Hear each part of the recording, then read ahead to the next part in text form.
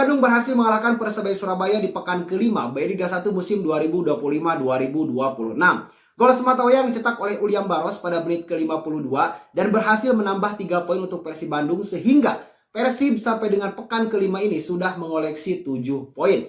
Sempat terjadi berbagai drama ya di Stadion Gelora Bandung Lautan Api, yaitu hujan deras pada menit ke-72 yang membuat pertandingan dihentikan selama 15 menit. Lalu juga laga ini diwarnai oleh 2 kartu merah yang diterima oleh Ripera dan juga yang diterima oleh Luciano yang terlibat insiden. Oke, langsung saja mari kita bahas.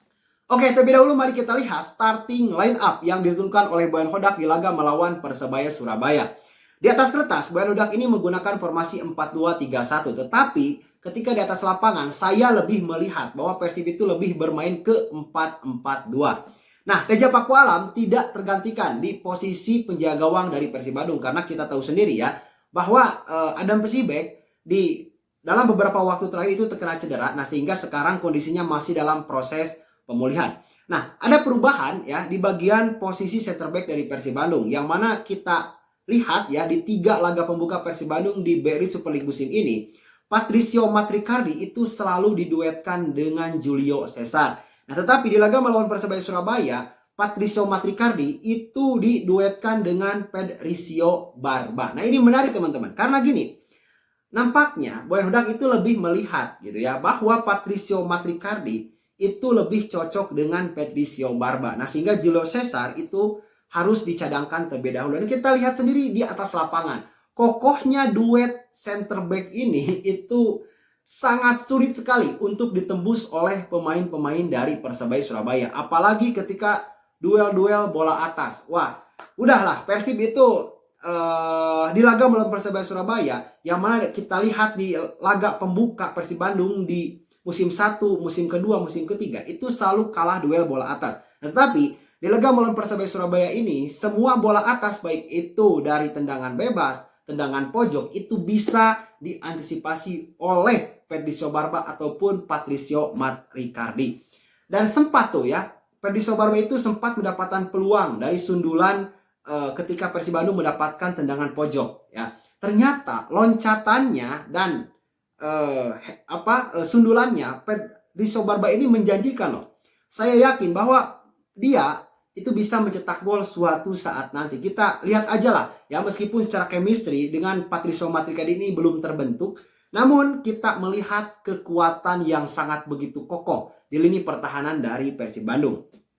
Oke, selanjutnya di posisi back sebelah kiri, Pran Putros tidak tergantikan. Lalu juga Kakang Rudianto ya untuk mengisi slot pemain U23 di posisi back sebelah kanan. Di tengah, Maklok dan Adam Alis ini lebih menjaga kedalaman. Dan sesekali Adam Alis ataupun Maklok itu bergantian maju ke depan untuk mendukung serangan dari Persib Bandung.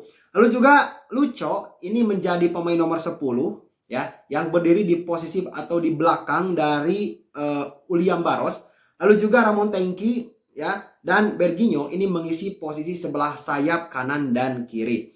Nah, kita tidak melihat namanya William Marcelio di pertandingan ini ya, karena kayaknya gitu ya, dia itu tidak masuk kepada selera Boyan Hodak di laga ini, dan harus secara terpaksa William Marcelio itu tidak masuk kepada daftar susunan pemain yang didaftarkan oleh Boyan Hodak untuk menghadapi Persebaya Surabaya.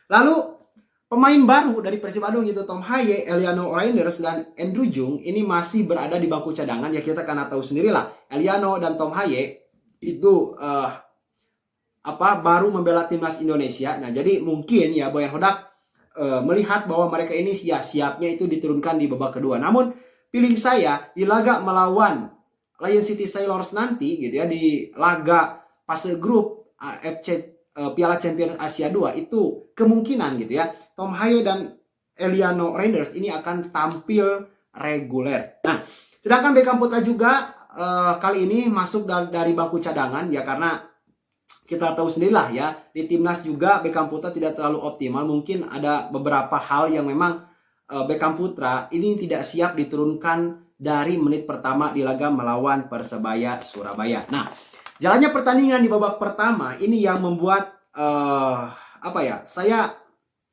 merasa gitu ya bahwa Persib ini kembali ke gaya permainan seperti di musim lalu, yang mana Persib itu selalu menampilkan gaya bermain defense counter gitu ya. Persib tidak terlalu dominan gitu ya, memang dalam penguasaan bola ya, mereka ya seperlunya aja gitu ya, dapat bola di lini pertahanan segera ya mereka melakukan transisi positif atau counter attack, dan itu sangat efektif loh. Beberapa kali strategi yang diterapkan seperti ini oleh Boyan Hodak itu memberikan beberapa ancaman yang menurut saya kalau saja ya jadi gol semuanya, itu kemungkinan Persib di laga melawan Persebaya Surabaya ini itu akan menang dengan skor 4-0 atau 3-0. Karena kita melihat gitu ya, terjadi beberapa hal yang sangat signifikan ya dari performa Persib Bandung di laga melawan di pekan pertama, pekan kedua ya melawan PSM Jakarta, ataupun di laga melawan Semen Padang. Beda sekali loh ketika di laga melawan Persebaya Surabaya di pekan kelima ini. Nah, jadi hemat saya gitu ya, Persib itu akan selalu mempertahankan gaya bermain seperti ini. Jadi Boyan Hodak itu yang ngerti gitu ya bagaimana caranya dalam membuat skuad ini menjadi lebih berkualitas lagi, lalu juga selalu menghasilkan ya poin-poin penting di setiap laganya. Maka ya udahlah gitu ya. Kalau memang cocoknya bermain dengan defense counter, ya udah pakai aja dengan cara seperti ini. Karena ketika kita bermain dengan penguasaan bola di laga melawan PSM Yogyakarta juga, ya kita kedodoran gitu, ya kan? Bahkan kita cenderung sulit untuk bisa mengembangkan permainan, bahkan mengeksekusi peluang sekalipun. Nah, jadi dengan gaya bermain seperti ini menurut saya lebih cocok diterapkan oleh Boyan Hodak di Persib Bandung. Tetapi kurangnya Persib Bandung di laga melawan Persebaya Surabaya ini, yaitu ketika terjadi build up serangan gitu ya, ini masih terjadi beberapa hal yang menurut saya harus dikoreksi dan dievaluasi. Di antaranya, yang pertama, jarak pemain itu terlalu jauh, gitu ya. Persebaya Surabaya itu menerapkan bermain pressing, ya. Mereka ini melakukan pressing dari lini tengah langsung, gitu ya. Bahkan beberapa kali seperti Tony Firmansyah, gitu ya, lalu Ripera itu mendapatkan kartu kuning. Nah, ini bukti bahwa, gitu ya, pemain Persebaya Surabaya tidak ingin memberikan ruang kepada pemain Persib Bandung karena mereka tahu bahwa Persib ini mempunyai pemain-pemain yang memang sangat berkualitas. Nah, jadi cara untuk mengantisipasinya yaitu dengan bermain pressing yang sangat ketat sejak dari lini tengah langsung gitu ya. Bahkan terdapat beberapa kali pelanggaran-pelanggaran yang menurut saya sangat begitu keras. Nah, ini bukti gitu ya bahwa intensitas pertandingan antara Persib dan Persebaya Surabaya ini selalu tinggi gitu. Nah, bukan hanya jarak yang jauh. Nah, Persib ketika melakukan transisi positif itu chemistry-nya tidak terbentuk. Nah, ini yang menjadi persoalan dari pekan-pekan yang sebelumnya. Itu bahwa chemistry di Persib Bandung ini belum terbentuk. Beda sekali ya, seperti di zaman Ciro dan David da Silva, bahwa itu udah nyambung gitu. Ciro ngoper ke sana, David udah paham gitu ya kemana bola akan dioper. Nah, di musim ini belum terlihat teman-teman. Nah, jadi ya mungkin butuh waktu lah ya untuk Boyan Hodak dalam menyatukan chemistry tim. Dan yang membuat saya kesal gitu ya, kenapa Persib ketika selalu masuk ke 1/3 lapangan dari Persebaya Surabaya, itu serangannya jadi tumpul. Nah, ini yang harus diasah kembali oleh Boyan Hodak. Ya, bahwa jangan memberikan atau jangan membuang-buang peluang ketika pemain Persib mendapatkan peluang. Ya, pada akhirnya gitu ya, Persib kesulitan tuh di babak pertama, gak bisa menciptakan ancaman-ancaman yang serius. Itu meskipun Uliam Baros ini sempat mendapatkan peluang emas di babak pertama. Namun sayang sekali ya, tendangannya ini masih mengenai tiang gawang dari Persebaya Surabaya. Dan di babak kedua, ternyata Persebaya Surabaya sadar gitu ya, bahwa mereka ya kalau mereka hanya bermain tidak meningkatkan intensitas, ya mereka akan kalah. Dan di awal babak kedua, pemain Persebaya Surabaya langsung ya membuka inisiatif atau mengendalikan permainan secara langsung. Dan Persib di awal-awal babak kedua itu tertekan gitu. Karena banyaknya sekali hal-hal yang memang perubahan yang diterapkan oleh pelatih dari Persebaya Surabaya untuk dipakai di babak kedua. Salah satunya dengan pressing yang lebih tinggi lagi gitu ya. Lalu tidak memberikan kesempatan kepada pemain Persib untuk menyerang atau melakukan serangan balik. Nah, ini menyulitkan sekali bagi Persib Bandung. Nah, tetapi gol yang ditunggu-tunggu itu lahir di menit ke-52. Uliam Baros dari skema Luciano berikan ke Berginho ya. Berginho sudah berhadapan satu lawan satu dengan back dari Persebaya Surabaya. Tetapi cerdasnya Berginho itu memberikan umpan cutback kepada Uliam Baros. Nah, sehingga Uliam Baros itu bisa mencetak gol ketiganya di musim ini. Ya, golnya sangat bagus, golnya sangat keren, prosesnya pun sangat begitu luar biasa ya. Namun gol ini ada kontroversinya teman-teman. Ketika dilihat dari berbagai sudut ya, tayangan ulang dari sebelum proses terjadinya gol, itu ternyata ada kaki Uliam Baros yang menginjak kaki Ripera. Nah, namun saya kurang begitu paham ya tentang ya bagaimana cara wasit melihat ini sebagai suatu pelanggaran yang tidak sah. Gitu ya. Karena kita melihat sebagai supporter, wah ini pelanggaran gitu. Nah, mungkin saja ini wasit punya pertimbangan lain.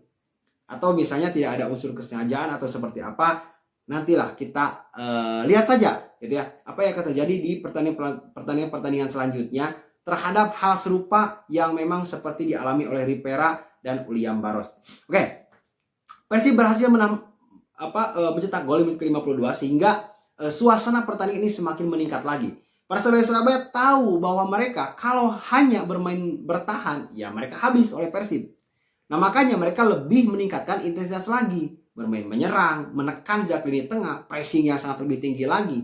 Tetapi ritme yang memang sudah terbentuk dari awal babak kedua itu sirna atau hanyut oleh derasnya hujan di Stadion Gelora Bandung Lautan Api. Meskipun stadion ini ya jarang lah kalau tergenang banjir oleh air hujan gitu. Nah, tetapi ya karena hujannya terlalu lebat, ini pertandingan sempat dihentikan selama 15 menit di menit ke-72. Gitu. Bahkan sempat lama tuh menunggu gitu ya karena ya lapangan hampir banjir gitu. Nah, ini saya melihat bahwa ya lapangan GBLA sudah sangat cukup baik lah ya untuk menyerap air hujan. Tetapi ya karena memang terjadi banjir ya itu karena hujannya aja terlalu deras gitu ya, bukan lapangan yang jelek. Ya meskipun ada beberapa titik yang memang masih terlihat gundul atau warnanya beda, tapi itu tidak apa-apa lah ya karena stadion ini sekarang sudah milik Persib Bandung dan Persib akan lebih leluasa dalam mengelolanya. Lalu bukan hanya terjadi hujan, laga ini pun terjadi banjir kartu, baik itu kartu kuning dan kartu merah. Yang menjadi korban ya terkenanya kartu merah yaitu Luciano dan Francisco Ripera. Ya, mereka terlibat aksi yang memang ya mencuri perhatian wasit untuk berikan kartu. Berarti sayang sekali ya Luciano ini akan absen di pertandingan selanjutnya melawan Arema. Begitu dengan Ripera akan absen juga. Ini akan menjadi kesempatan ya untuk pemain-pemain yang lain kalau di Persib itu ya William Marcelino untuk masuk ke daftar susunan pemain Persib Bandung untuk menghadapi Arema nanti. Nah itu teman-teman, terima kasih. Jangan lupa like-nya jika Anda menyukai video ini, tekan tombol subscribe jika Anda belum, dan tuliskan pendapat Anda di kolom komentar. Kita berjumpa lagi di konten selanjutnya. Salam sepak bola.